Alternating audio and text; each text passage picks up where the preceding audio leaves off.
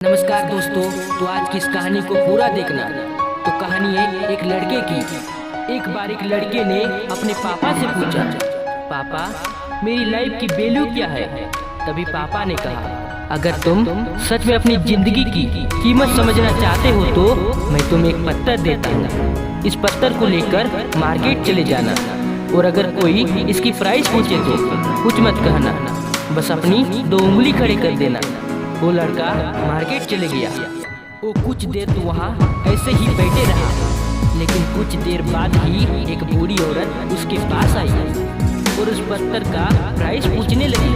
वो लड़का एकदम ही चुप रहा, उसने कुछ नहीं कहा और अपनी 2 उंगलियां खड़ी कर दी। तभी वो बूढ़ी औरत बोली, 200 रुपये, ठीक है, इस पत्थर को मैं तुमसे खरीद लूंगी।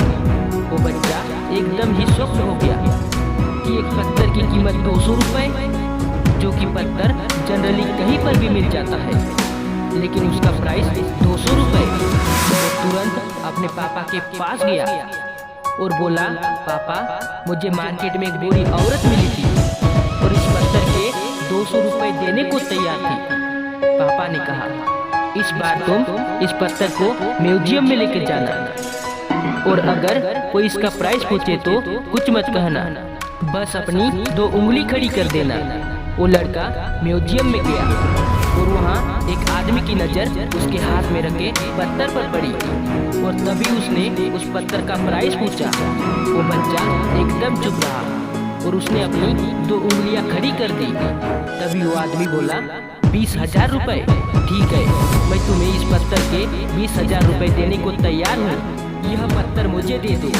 वो लड़का फिर से चौंक गया और जाकर अपने पापा से कहा, पापा म्यूजियम में मुझे एक आदमी मिला था और इस पत्थर के 20,000 रुपये देने को तैयार था।